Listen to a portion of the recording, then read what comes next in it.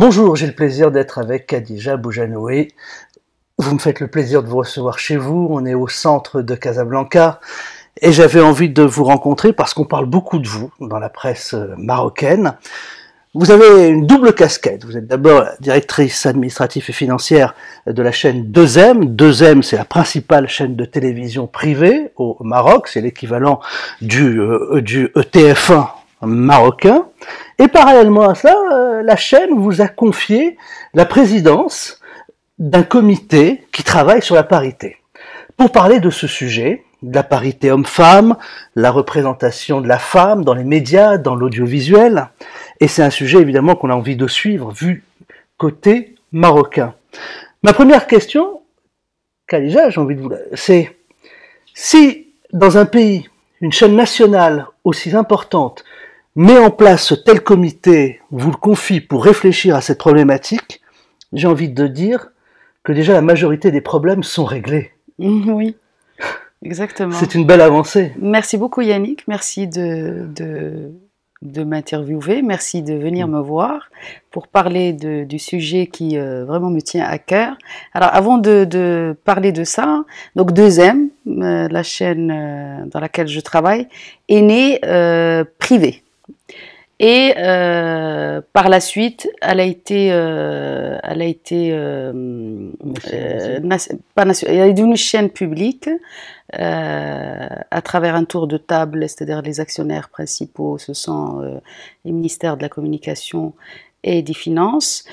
Mais c'est une chaîne qui a dans son ADN, c'est une chaîne citoyenne et qui a dans son ADN toutes ces valeurs qu'on défend et qui ont été que la direction générale a voulu sur lesquelles elle voulait capitaliser en 2013 en créant ce comité parité et diversité que j'ai l'honneur de présider depuis 2013.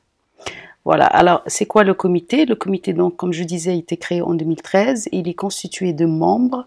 Alors ces membres représentent les différents métiers de la chaîne. Et le premier travail qui a été fait, c'est un état des lieux que ce comité a effectué.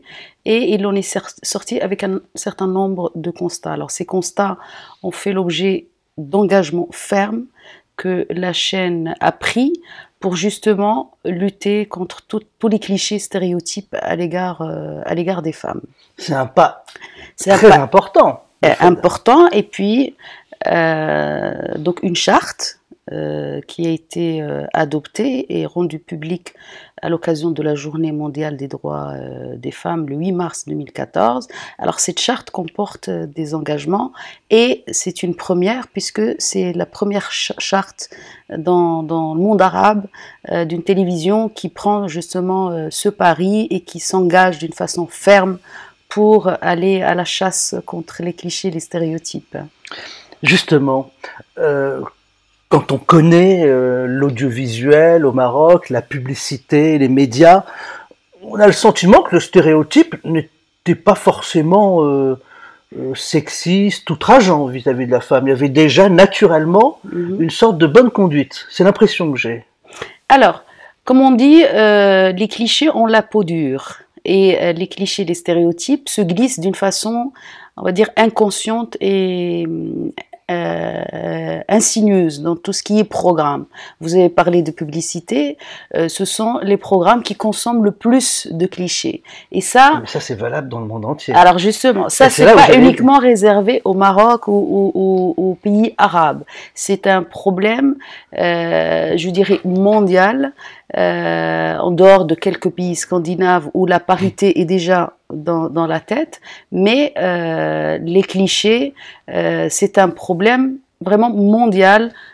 Vous venez de France, j'ai fait beaucoup d'études et d'analyses à ce sujet, j'ai benchmarké aussi avec la France, et la France souffre des mêmes problèmes, notamment justement ces clichés dont on parle. Donc, clichés, c'est-à-dire que dans une publicité, la femme, c'est elle qui est à la cuisine, c'est l'homme qui reste assis sur le canapé. Oui, c'est-à-dire que on a tendance à cantonner la femme dans des rôles qui sont clichés et stéréotypes.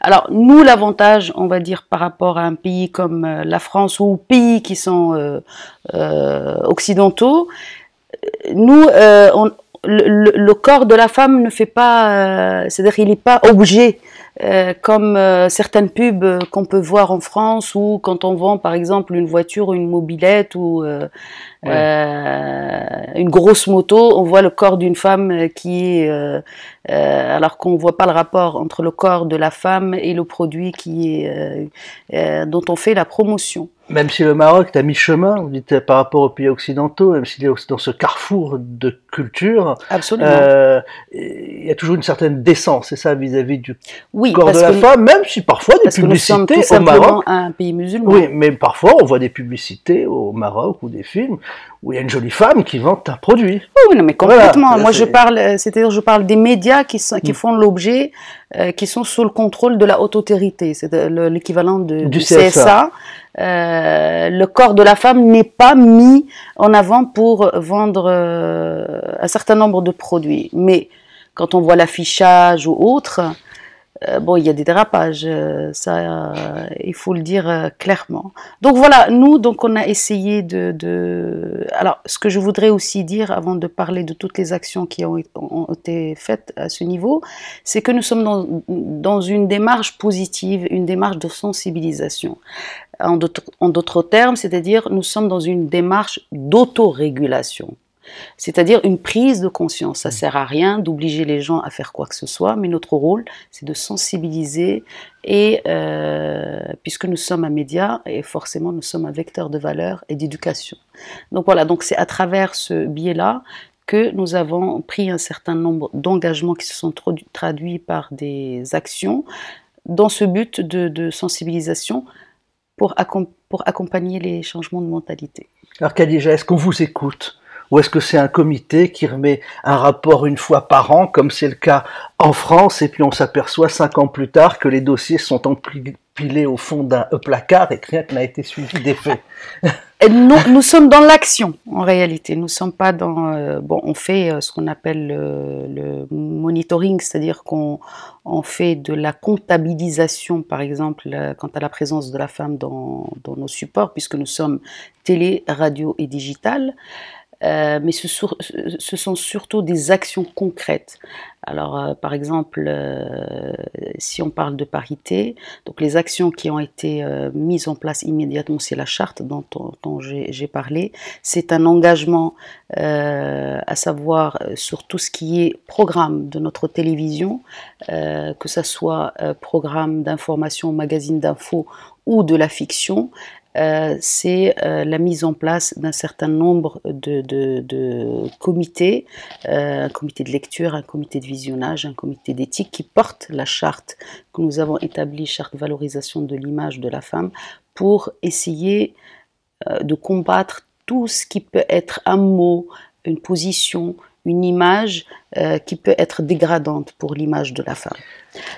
Qu'entendez-vous par dégradante? Parce qu'en France, par exemple, on a eu tout ce débat. Il a été considéré aussi que, par exemple, cantonner la femme au bulletin météo ou à l'actualité culturelle en fin de journal pouvait être jugé pas comme dégradant, mais comme mettre la femme en position d'infériorité, et que la femme devait aussi intervenir comme journaliste sur les sujets politique internationale et économique et pointu. Oui, ça fait partie aussi de... Ça fait partie puisque ça c'est... qu'on ne vous cantonne pas à la météo, hein, elle est belle et va nous dire quel temps elle va faire demain. C'est une question pertinente puisque, par exemple, par rapport à 2M, au niveau de la direction de l'information, nous sommes à la parité totale.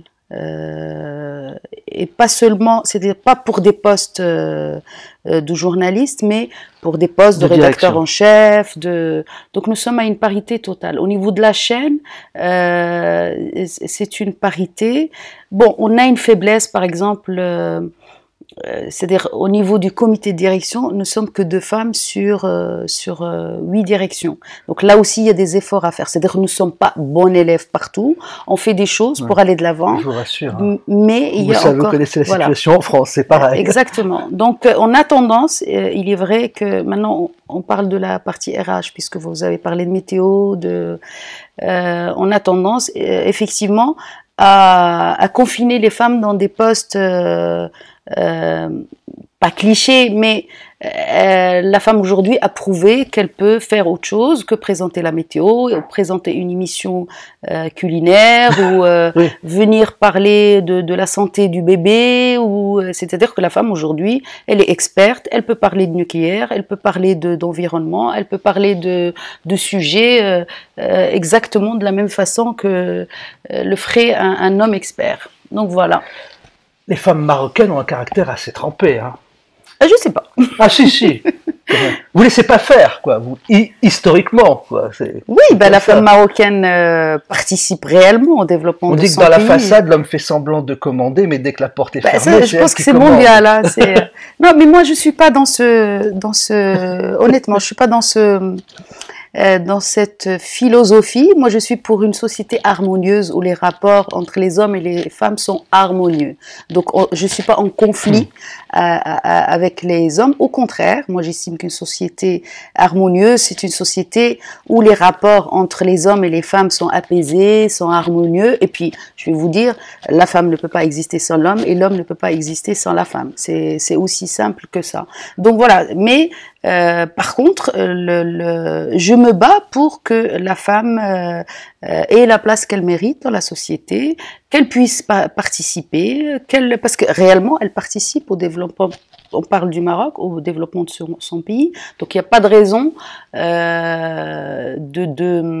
quand il y a un sujet important, de donner la parole toujours et uniquement à des hommes. Alors, j'allais peut-être naturellement vous poser la question, est-ce qu'il a été facile d'imposer un tel comité dans un pays comme le Maroc, donc un pays musulman? En réalité, vous poser cette question signifierait aussi mal connaître le pays. Vous seriez dans un autre pays arabe. Je voudrais poser directement cette question.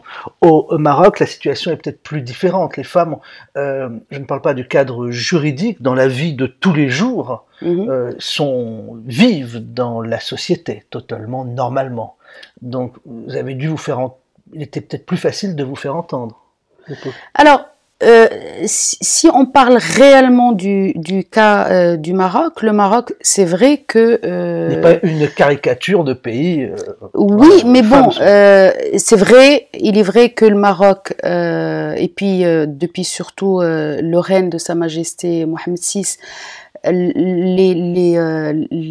les choses évoluent pour la femme.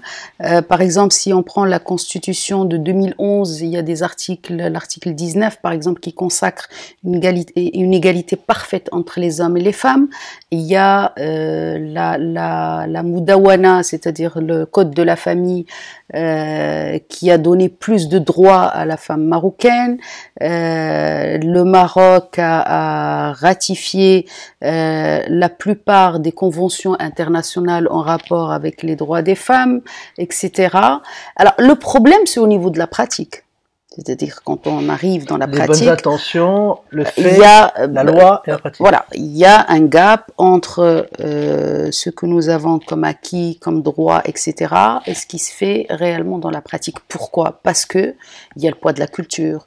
Il y a, nous sommes, disons-le d'une façon claire, nous sommes dans un pays où la femme, c'est-à-dire dès notre jeune âge, au niveau de l'éducation, il y a une différence entre le petit garçon et la petite fille. Donc c'est ces choses-là que nous, médias de masse, nous avons une responsabilité justement de changer un petit peu les choses et de faire évoluer les mentalités à ce niveau pour dire petite fille ou petit garçon, c'est la même chose. Oui. Voilà. Ce qui est intéressant, c'est que c'est fait au Maroc, le premier finalement pays musulman à avoir évolué de cette manière. Parce que si je pense par exemple à l'Irak, qui avait beaucoup évolué dans ce domaine, c'était l'Irak qui était sous un régime laïque. Mais là, c'est le Maroc, pays musulman, qui l'a fait.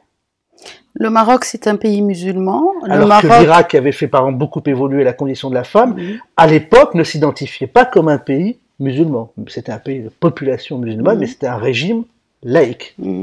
Oui, mais moi je fais pas la passerelle entre la religion et la condition par exemple de la femme.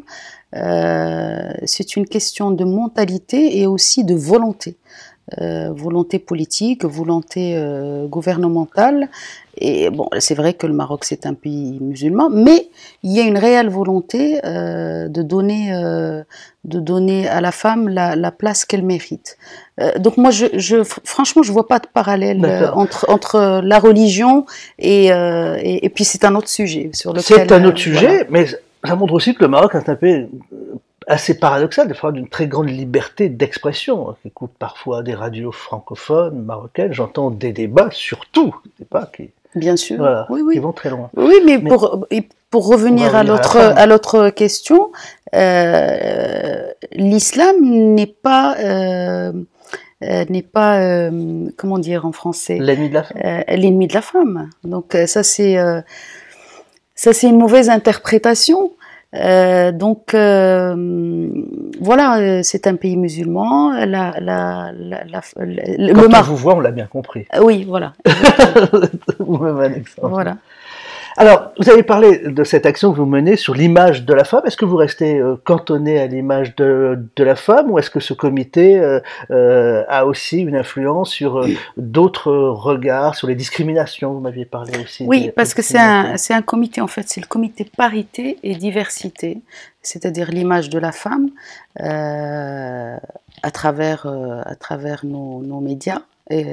Télé, radio et digital, mais aussi la diversité. Alors la diversité, c'est tout ce qui est composante de la société marocaine dans toute sa diversité, et Dieu sait que le Maroc, c'est un très très beau pays, riche par sa diversité. Diversité linguistique, diversité ethnique, diversité confessionnelle, donc voilà, la jeunesse, l'handicap, tout ça, ce sont des composantes de la société, et le Maroc grouille justement et est riche de cette diversité culturelle. Voilà, là aussi, il y a des actions que le comité mène à travers des débats, par exemple les débats du jeudi qu'on organise, qui portent sur des thématiques diversité ou tout simplement des sujets de société qu'on traite, sur lesquels on ouvre le débat.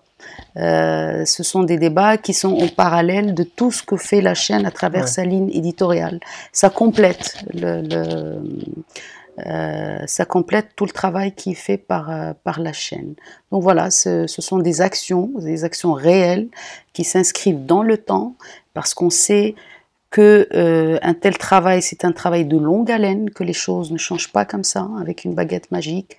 Il faut de la patience, il faut du temps, il faut un travail assidu, inscrit dans le temps pour justement arriver à l'objectif. Oui, mais vous savez mieux que moi que cet objectif, cette conquête, ne passe pas par des règlements, par des lois. Elle passe simplement en voyant des femmes dynamiques, actives, compétentes, et dont vous êtes l'incarnation. Et à partir de là, on se pose plus cette question de parité. Oui, mais c'est tout à fait notre philosophie et notre ligne de conduite. C'est-à-dire que nous, on dit les lois, c'est bien. La réglementation, c'est très bien, mais ce qu'il faut, c'est une prise de conscience.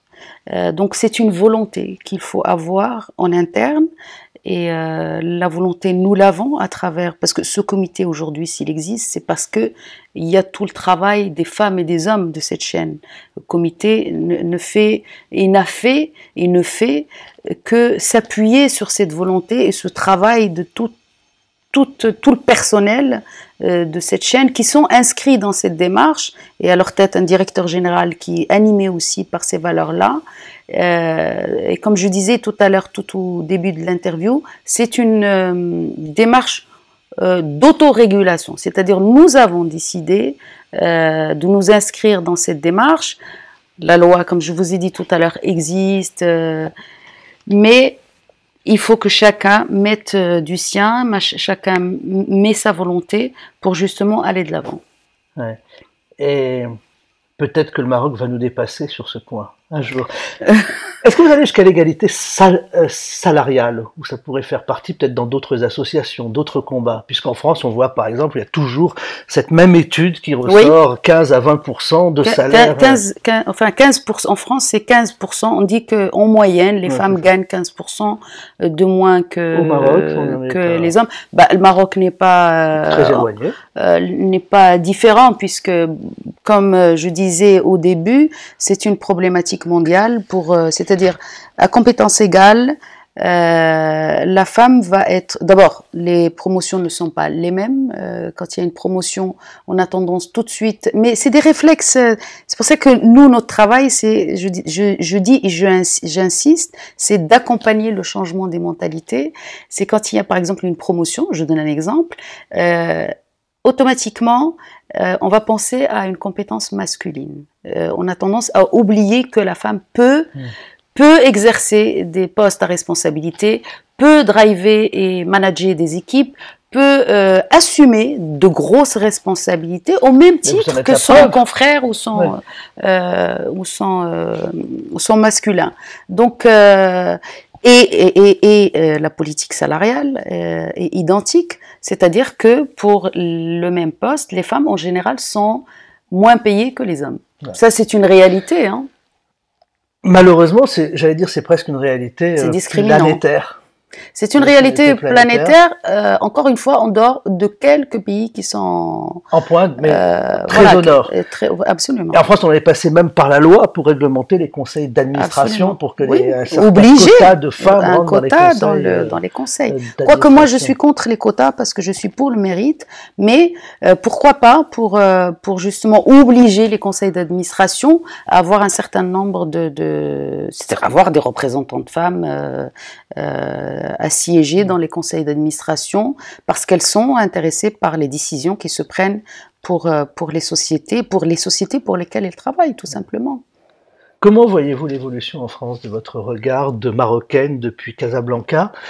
Et derrière cette question, elle était un peu orientée, cette question, ça avance difficilement en France, vous voyez, que même dans un pays dit européen, occidental, il y a toujours les écarts de salaire, il y a toujours les clichés, il y a toujours des problèmes de phrases, de clichés sexistes à la radio ou à la télévision. Oui. Vous savez, moi je dis toujours que c'est un combat au quotidien. Qui dépasse les continents. Qui dépasse les continents et il faut rien lâcher. Non, moi je suis plutôt positif et optimiste parce que je vois un petit peu ce qui se passe en France. Il y a des choses quand même qui évoluent. Ne serait-ce que, je vais vous donner un exemple. Quand j'ai commencé au sein de ce comité, le pourcentage, par exemple, des expertes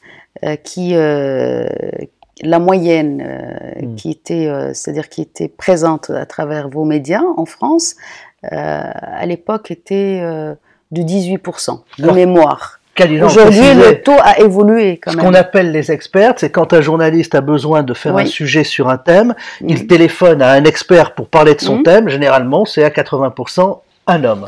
Et vous avez développé aussi une liste d'expertes. Oui. C'est-à-dire que je dois faire un sujet d'actualité, problème de tension entre la Corée du Nord et la Corée du Sud sur le nucléaire. Eh bien, je pourrais trouver une femme, grâce à vous, experte dans ce domaine, prof de fac, prof d'université, qui pourra m'en parler. En fait, ce qui s'est passé quand on a fait l'état des lieux dont je vous ai parlé tout à l'heure, on s'est rendu compte aussi d'une chose, c'est que on avait une certaine parité à l'écran, mais une parité biaisée puisque on voyait la femme soit à travers des émissions qui s'adressaient à des femmes ou des émissions qui sont présentées par des femmes. Mais dès qu'on parle de sujets politiques, économiques, culturels ou social, on n'entend plus les femmes. On fait appel à une voix masculine. Et en faisant un petit peu un sondage auprès des journalistes, ce sont des c'est-à-dire d'une façon spontanée, et puis on a un carnet d'adresses, et vous êtes journaliste, vous le savez, on va chercher le bon client. C'est quoi le bon client? C'est téléphoner à la personne qui sera le plus rapidement qui sera d'abord le plus rapidement disponible, voilà. Qu'on a l'habitude de faire venir, c'est pour ça qu'on dit bon client, on sait que le sujet sera bien traité. Qui a une bonne gueule, qui a une grande, voilà, une grande qui a une gueule. belle présence, Voilà. qui a... Et donc, alors moi je me rappelle, je leur ai dit, ici je vous faisais un répertoire de femmes capables de venir s'exprimer. Et donc c'est de là, et c'était un engagement d'ailleurs qui a été établi par la chaîne, c'est de là qu'est partie l'aventure expert.ma, qui est un répertoire, c'est une plateforme en fait, qui recense aujourd'hui on est à peu près à 500 expertes, femmes marocaines, qu'elles soient du Maroc ou les Marocaines d'ailleurs. Les étrangères du Maroc sont considérées comme des Marocaines.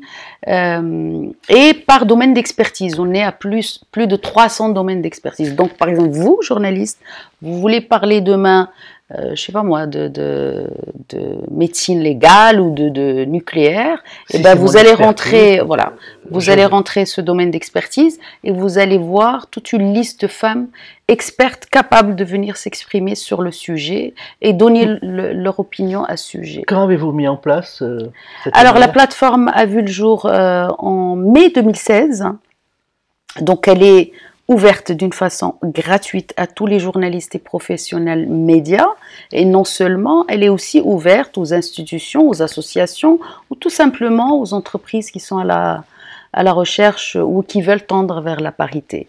Eh bien, vous avez été suivi en France. C'est vous qui avez impulsé aussi ce... Alors, vous parlez d'expert.eu.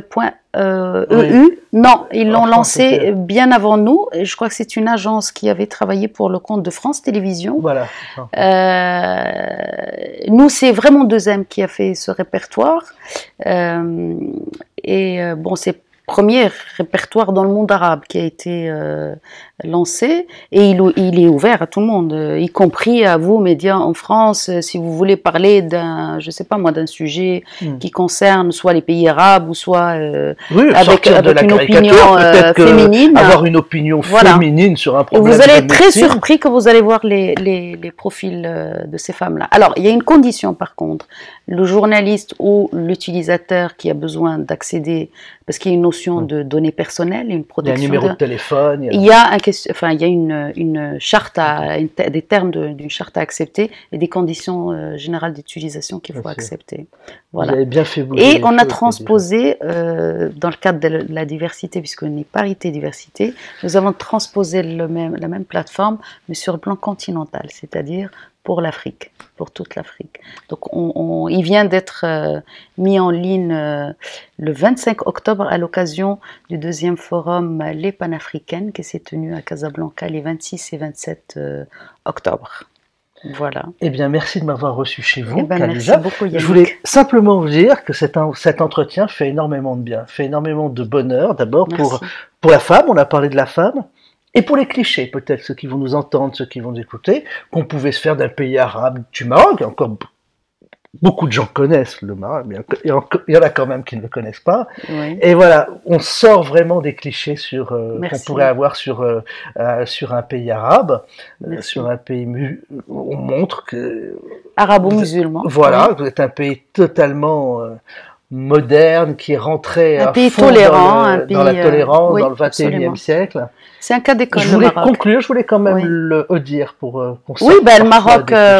Vous qui connaissez parfaitement les médias français, vous savez qu'il y a beaucoup de clichés. Hein. J'ai vécu en France, j'ai étudié en France, j'ai la double nationalité, je suis aussi française. J'aime la France. Le Maroc, c'est un cas d'école. C'est vraiment un pays de tolérance où différentes confessions vivent d'une façon harmonieuse. C'est un pays magnifique qui a du potentiel, qui est riche par sa jeunesse et par sa diversité. Et nous, on essaye vraiment d'apporter notre toute petite pierre à l'édifice pour un Maroc meilleur. Elle est si importante voilà. sur ce sujet, Khadija. Merci. Khadija Ouznaoui était mon invitée. Vous êtes la directrice administrative et financière de la chaîne 2M, on a commencé cet entretien, est un peu la grande chaîne de télévision nationale au Maroc. C'est pas un peu, c'est la grande chaîne de télévision nationale au Maroc. Maroc. Et parallèlement, et c'était l'objet de cet entretien, on a parlé de la parité, de la place de la femme dans les médias Voilà. au Maroc, avec tout ce que vous avez fait pour valoriser ces expertes, ces femmes que l'on voit de plus en plus et qui sortent des clichés. La femme au Maroc, c'est pas simplement celle que l'on filme dans une cuisine, c'est pas simplement celle qui fait la météo parce qu'elle est mignonne et elle va montrer sur une carte le plan météo du lendemain, c'est aussi l'experte qui va pouvoir parler de nucléaire, de médecine, de politique internationale. Exact. Voilà. Et c'est grâce à vous. Merci. Khadija Bouchnaoui, merci. Merci à vous, Yannick.